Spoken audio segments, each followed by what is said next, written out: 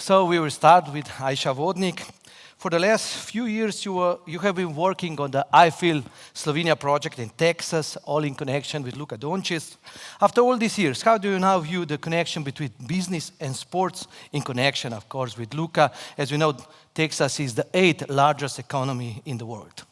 Well, I need to say that it was not just AmChams, but also it was a great coalition of our country, Slovenia, the ministry, different agencies. So that was really important, that we all together, because we are a proud sports nation, came together and worked together. And of course, Luka Doncic, born in Slovenia and raised here, now it's a big star.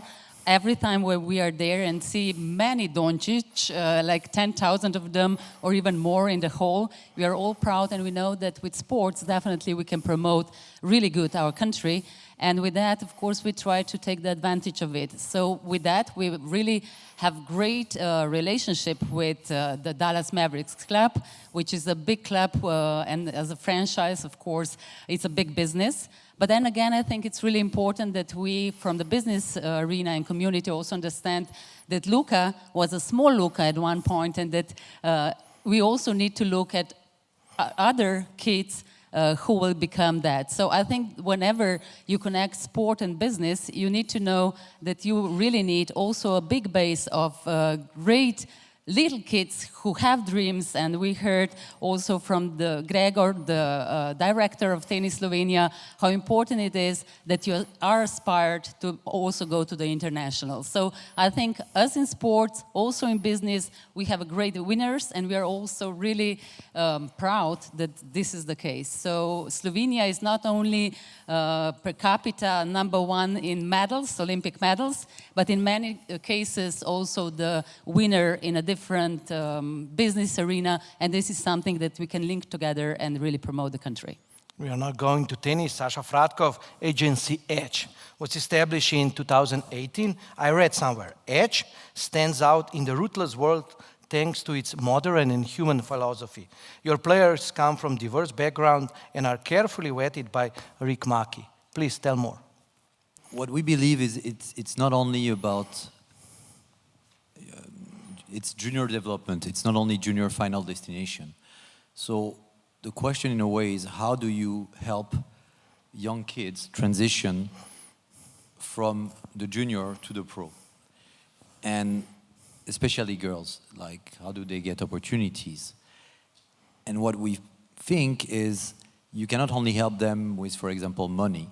What you need to provide is an ecosystem. And what it means is you try to support with some experts in the different fields, which is what the top athletes have access to. And yes, in our case, what we try to do differently is we become partner with the athletes. So it's a long-term partnership together.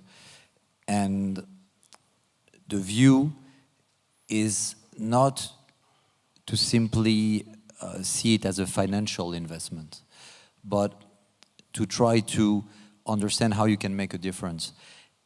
And where it starts from us is not to say, oh, okay, you're from this country, that country, oh, it's a small market, or this or that. And that's why, for example, we built a partnership with the Slovenian Tennis Federation, and I think we're really happy on both ends, how it goes. Because we think that, you know, people think that tennis is very equalitarian sports. It's like, oh, two people across the net, you both have a racket, and the better one wins. But it's not the case, because how did you get on that court that day? If you come from a big federation, you have the wild card, you have access, you have everything, etc. When you come from a smaller country, and this is why we are working together with President Talon about Africa, how do you get on that court? How do you get the opportunity? And maybe I can talk later on about some examples to try to make it clear. But what I can say is this. On our end with Edge, what we have today is we support some young girls who are coming from Russia or Belarus, but at the same time we're partner with the Ukrainian Tennis Federation. We support Ukrainian families. We represent the #1 U12 girl in the world, and she's actually Israeli. But at the same time, we represent the #1 Arab ATP player. So it's examples like that that I could go on and on and on. And it's the point is to say, and this is really where President Talon ID come into play, is how do you provide opportunities wherever people are coming from, and as of today, it's unfortunately not the case yet. And so we try to make a difference here. Mr. Talon, you were listening to Sacha. Can you continue with this story? You are a president of the African Tennis Association. What is the current state of African tennis? Thank you for inviting me, first of all. I think we have 53 countries in our confederation, Continental Confederation. And as you can imagine, the game is not so strong as in Europe or in other regions of the world. But now we are trying to push this game, and as he said, Sacha, Daniel, to give some opportunities to our young players, to have opportunity to play tournaments and participate in the game. Actually, our best, which is working with Edge, is Aziz Dougas. He's from Tunisia. He should be around 210 rank. We have young players also in 14 and under, but the main goal for us now is the access to the game, access to the competitions, access to the infrastructures. We are working on that with the government and also with the company, the sponsors. We think that the next 5, 10, or maybe 15 years should be the time for Africa tennis. We are convinced of this. I just would like to add one thing to what Mr. Talon said. I give you two examples because I think examples are what people are interested in. One example is we are working together this year. We are going to bring the Junior Orange Bowl to Africa. So it's going to give an opportunity for the players from Africa, the one that wins it or goes to the final, and we're talking about U12, U14, boys and girls, to get a wild cards into the main Junior Orange Bowl in Miami at the end of the year. Because all those kids, they never go to Florida, as you can imagine. So this is like one way to do things together. But another thing, which is more about what you here can do about Africa, Tennis Europe. I learned the other day, because actually also we represent the #1 kid in South America, U14. He's an Argentinian kid that didn't have a lot of resources. That's why we started helping him last year. He won the COSAT series of tournaments, so he's invited now by Tennis Europe, to play all those grade 1 and all those tournaments this spring and summer. And we understood with this example ourselves that there was this partnership between Tennis Europe and the South American, continent, and saying, okay, those kids can come. They can play tournaments here in Europe, even if they don't have points. They get wild cards into all your tournaments, and they get some extra money, to pay for the trip. I hope Tennis Europe will extend this to Africa. That's exactly the point. Why would not Tennis Europe not do the same with Africa, where there is way more links actually between the continents? So our view with President Talon is that it should be exactly the same. The best players from young kids from Africa should get wild cards to come play Tennis Europe tournaments when there are U14, for example. In Africa is quite a big market. No? How can the current trends, or how can business capitalize on the growing interest in sports in Africa? It's really big, much bigger than on the map. I don't have really a good idea of the trends, but I can talk about what I've seen last 1 month ago by going to Cannes, which is football, in Abidjan. And I feel like the big companies now start to be much more interested in investing, even in sports, in Africa. You know, we should be around 1 billion and 50 something in a few years. So African in general are interested in advertisement, sports for sure, and I think if even some big companies or TV channels, for example, are investing in developing local advertising, I think it means something on the market. So yes, the trend, I think the opportunity should be very important in the next years in Africa. One last thing about Africa. You're all like, a lot of you here are like tennis passionates and you know a lot about tennis history. Can you name like an African player, but a black African player that you know from the past 50 years? In tennis? In tennis. Because you know some players from Morocco And from South Africa. And South Africa, white guys, but and El you know some Anawi, from yes. Tunisia. Yeah. But do you know any black African tennis player? How does it come that there is no, okay, there's Yaya Doumbia, but most of you don't even remember him, long time ago. So what I'm saying is, how do you explain that there is no black African tennis player that any of us here in this room can name? How is it possible? So this is your job for the next 10 years, maybe? Or yours? I mean, together, together. But yes. Okay, from the big Africa now to small but successful Slovenia, Mr. Kralj, BTC, your firm is a long-term supporter of many sports club, organization, promising athletes. Where are the best business opportunities in sports? You are sponsoring gymnastics, cycling, ski jumping, tennis, of course. How do you choose? Last but not least, hopefully. Yeah. So I just wanted to relate to a few topics. Yes. As David and Gregor in the opening podcast stated, the benefit goes both ways, definitely.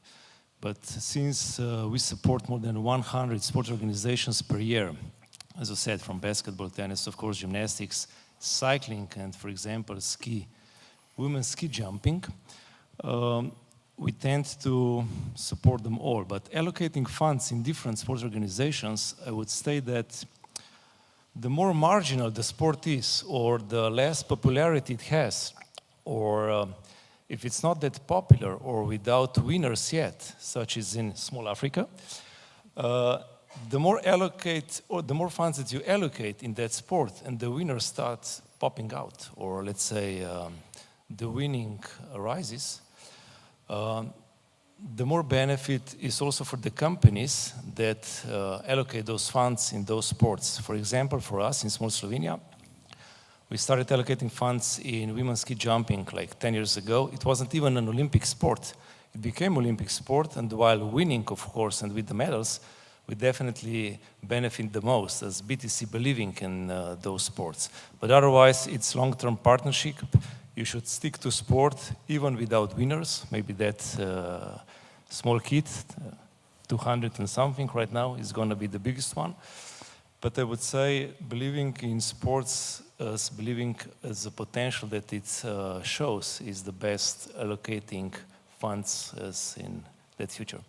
Today is the last ski jumping in Planica for women, so are you going there after this conference or not? Well, I'm definitely going there tomorrow.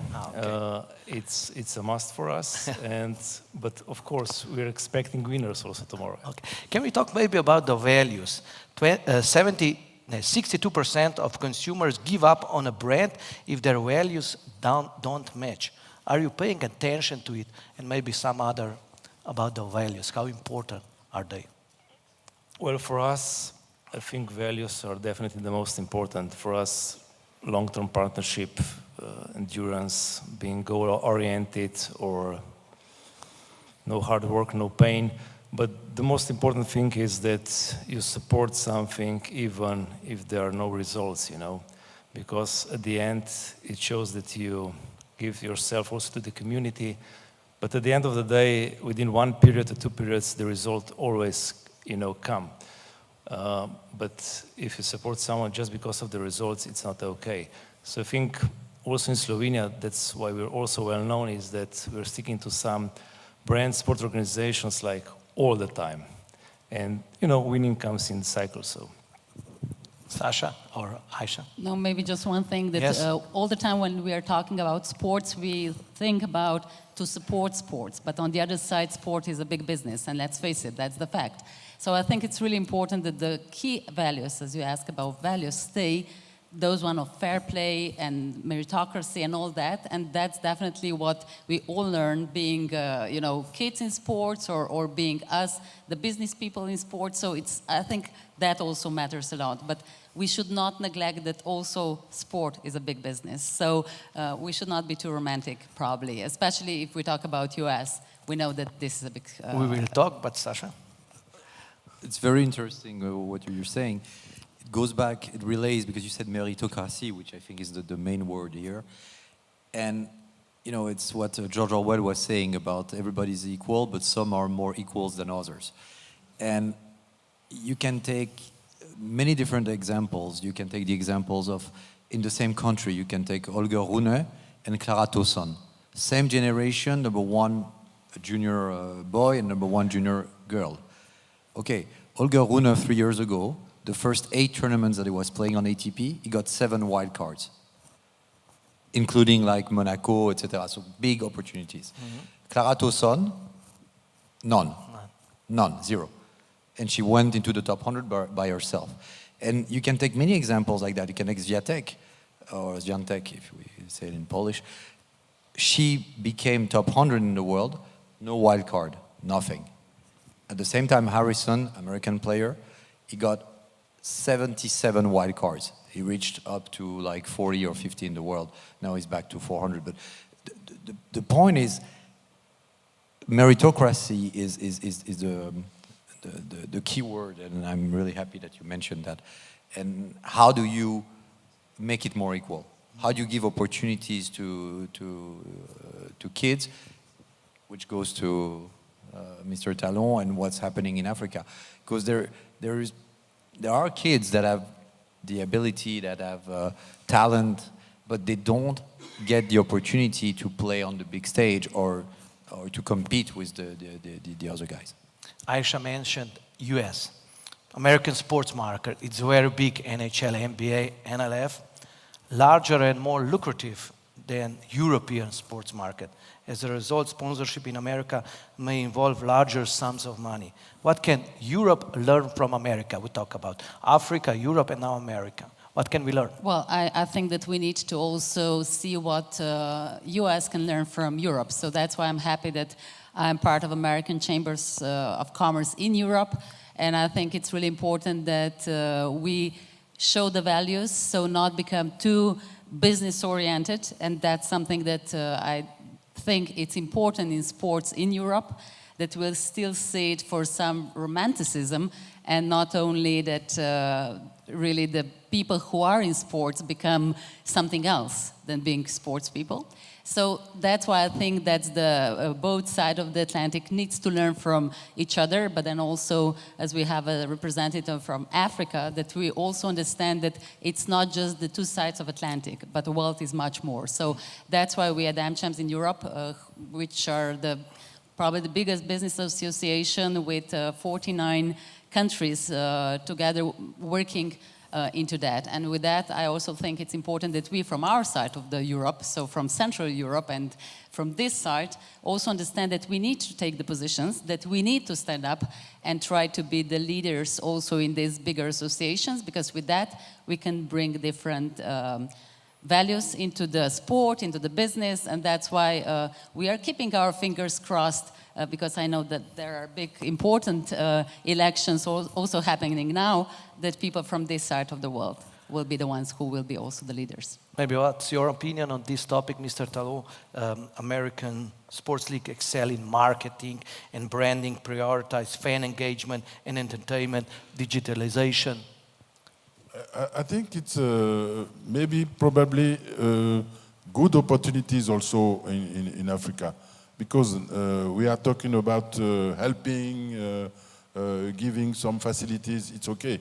But I think at the end of the day, the companies or the sponsors could see the things on the side of what can I get from this market, because it's a huge market. For sure, Africa is seen like a poor region, which is not the reality, you know. But in some next years, I think probably the sponsors and the companies will realize that there is many opportunities to keep in that regions. And I'm not surprised. For example, now NBA is organizing in Rwanda Africa Basket League, you know, for many years, 5 or 6 years now. And don't be surprised if one day you hear about Grand Prix of Abidjan or Kenya somewhere. I will not be surprised. And next year it will be World Championship in cycling in Rwanda. So yeah, exactly. Maybe Mr. Fradkoff about these US sports and everything we talked about, Ms. Vodnik and Talon. So the one thing I would say about US sports, of course they have those leagues and it's a different concept, but in the end, the number one sport in the world is still football, which is by far still the number one sport in Africa, which is the only sport where Americans are not really, how do you say, like leading, you know, like yes. in charge of. So it means that we are able to, in Europe and Africa, etc., you know, to build something that is universal and that works really well. Of course, football, because the rules are simple, because you just need one ball and African kids can play everywhere. That's why they also perform better in football, because what you need the access is here. While in tennis, everything, you know, of course the rackets, the balls, the courts, but then you need to travel. The cost for a tennis players are insane. It's crazy because you become your own entity and you're investing in yourself. And every time, you know, you pay for your coach, you pay for your travel, you're injured, you still have to pay. If you're a football player, you're an employee of a club. And if anything happens to you, it's fine, you still receive a salary. They take care of everything for you. You travel to play a game. Okay, when Luka Doncic, you know, goes with the Dallas Mavericks somewhere, they have a jet. They bring him and they say, just bring your passport. We're going to play here, here, here. Or we're going to come pick you up at home to do the practice. There's going to be, you know, like the fitness trainer. But maybe one thing that if we talk about Dallas Mavericks and the training, that's true. But you know what is really important? St. Marshall, the CEO of the club, told me that they start to teach these people also to financial literacy and all that, because we need to be honest. Also in basketball, many times kids are saved from somewhere, and then, you know, they earn a lot of money, but then it can be all wrong. So I think that's really important as well. So I have a statistics, I'm a stats guy in a way, which goes into your narrative. People don't realize, but about 75% of the NBA players end broke within 5 years after they retire from playing basketball. And they won millions. Like they win really like the top football players, because they don't get the right surrounding, because they don't understand, you know, that at one stage the revenue stops, but you still have the expenses and so on. So there is a real need here, you know, to be around them and help and you know, when you need to educate kids and not just, you know, throw them in the middle of things. Mr. Kralj, what about your thoughts about this topic? I have many thoughts, but I know that we have a time shortage. But anyways, the majority of Slovene athletes do not end up in bankruptcy. That's a fact. That's also statistics. No, I just wanted to add that the way I see digitalization is definitely a must, but the way I see that sportsmen and sportswomen are becoming more like their own platforms, with all that social media going around. So if you tag your company's name to one sportsman, you basically tag it to all potential followers. And in a way, you also maybe put yourself in a risk how your brand goes within that platform. You see it in football, in tennis, in basketball. They're like their own personal brand, but before it used to be like brand within the sport, you know. So that's also changing, but otherwise, Look, I have many topics to address to. Just one maybe that, as I said, allocating funds in potential market like tennis is well known, these sports, etc. I'm also a tennis fan, huge fan, but Africa is, the way I see it, putting infrastructure aside, one of the biggest potential per se per that sport, you know. So it's gonna be huge, definitely. For all four questions, that is not question, did I forget something? Maybe in few sentences for all the crowd here, less words, maybe some insights. What can you tell them? Well, you know, my son also plays tennis, so he hates when I become too much tennis mom. So I think what is really important that we understand that it's so important that we support also not just as parents, but also as businesses or the society, kids who are in sports, because this is really important for the future. And maybe just the thing, whenever I see that somebody wants to work with me in my team, I always look, did they play any sports? And if they did, then I know they will know how to do it. So I think that's also one perspective. Mr. Fradkoff? Maybe one thing I'd like to share is about tennis, how people don't realize how thin is the difference between really like the top players and the other ones. You take Djokovic, Nadal, Federer, the three of them, you know, combined, they won over 66 Grand Slams. And they're like, you know, the best players ever. They won over 80% of the matches that they played in their career, like basically 1,000 out of 1,200. But what's interesting is actually, if you look at all the points they played against their opponent, if I were to ask many of you, what's the percentage of points that they won, if you take all their matches, people would say a number which is pretty high. The truth is they won 54% of the points. And a lot of top 10, top 20 players in their career, they won about 51% of the points. So what we're trying to say here is that the difference is so small, and if you can help a player with some small things, which can be stats, which can be the mental coaching, the fitness preparation, whatever it is, the racket customization, all those small details, it sounds like, oh, it's a very small thing, but the margin is so small between winning all those slams and you know, being like a top 100 player. And one thing I'd like to add, if you're playing, you know, like football, and you're like 200, 300, 500, 1,000 in the world, you're making a great living. Basically in tennis, if you're like outside of the top 100, now it's getting better with the money that they give in the Grand Slams in qualies. But if you're like outside of top 100, you're already 100 something in the world in one of the most viewed and most sports that people get interest in, and you're actually not making money at all. And in a lot of cases, once again, the difference is just a few points. And I'd like to add this point. People will say, oh yes, but the difference is because Federer, he plays better when it's an important point. But it's not the case.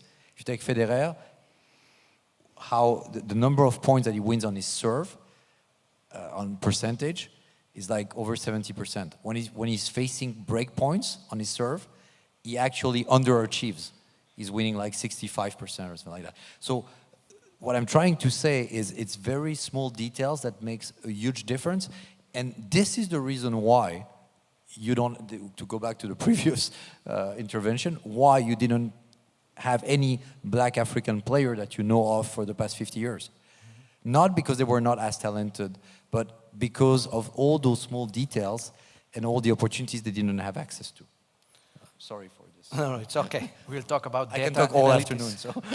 Your last words, Mr. Talon? No, I think we have maybe opportunity to live a period where African players could come in the game with passion, with something new. I will compare if I have a comparison, I will talk about what happened when Tiger Woods came in golf. Something like that. Here in Europe, I have lived maybe more than 30 years in France. I know that the kids, they have so many games, so many opportunities. I'm not sure we'll have so much passion in the game out of Africa for the next years. That's what I have to say. Mr. Kralj, passion? Very quickly, as Ajša said, values in sports should be the same as in business, so definitely yes. To Daniel, I'm a Federer fan, but Djokovic is better. And it's the infrastructure and helping the kids, I agree. So have a great day today. I know that the time is up. It is. Thank you very much.